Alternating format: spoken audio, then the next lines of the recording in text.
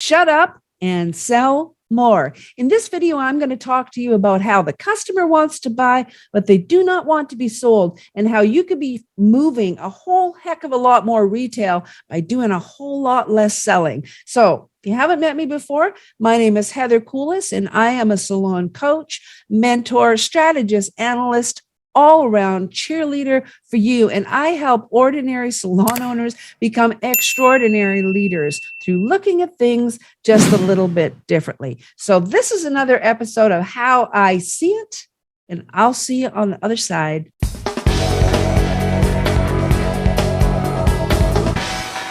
That with your clients, when you're talking about retail, we all want to retail more because we already accept that there's a higher level of profitability in retail. Plus, not only that, we already know that our client satisfaction goes through the roof if they're using the products that you use.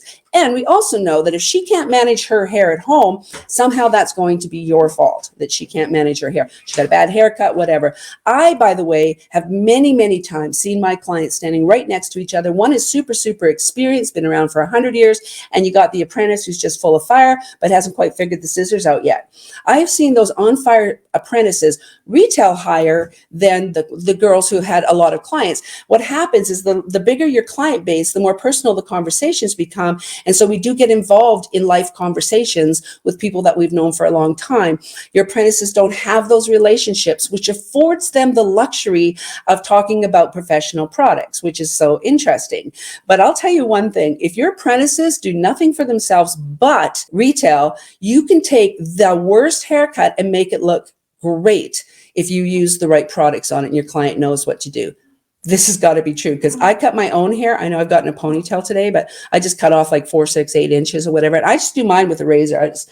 I just cut off the hair I don't want there anymore. But I'll tell you, this time it was not a winning combination for me. And so product has been my friend. So when you're talking about getting the conversation, my biggest thing I would say to you is be the customer and think about how you feel when your customers.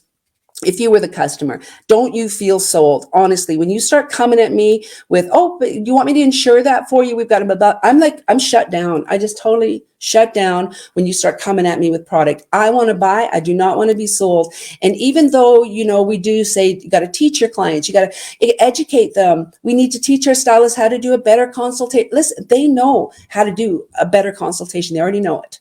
So now at this point, you're just hounding them. You're just saying the same thing over and over and over again, hoping they'll catch on. I'm not saying there's anything wrong with that. They should be doing good consultations and they should be well educated on the things that you have. I think the more that you know, the more you're able to be the authority in your space. Being the authority in your space matters so much. When you're going on live and you go on there and you're talking about things that are problems with them and you're giving them specific solutions, you start becoming the authority. And that is super, super important.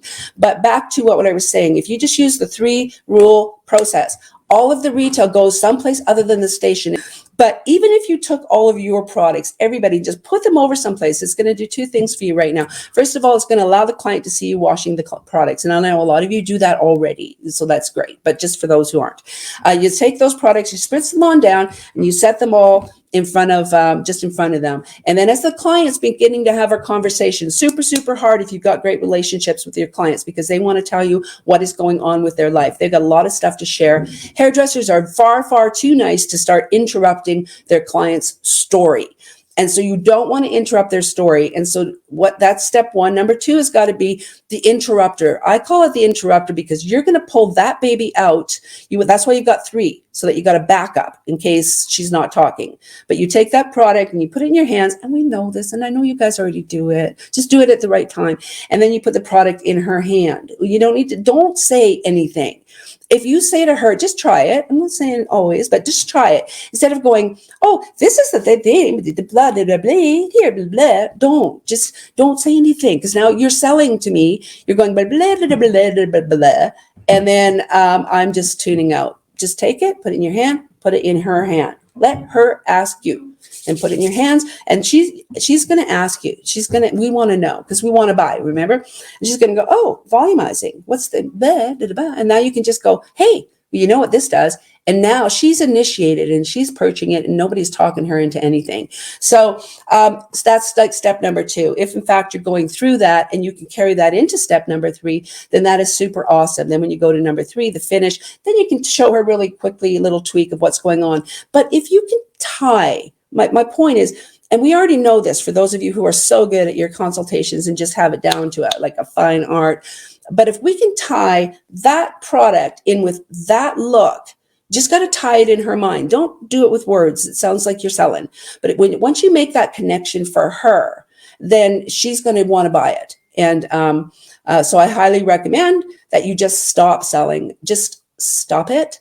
If you can't get them to talk, instead of figuring out a better way to approach them with that, spend all of those creative juices figuring out how you can get your customer to ask.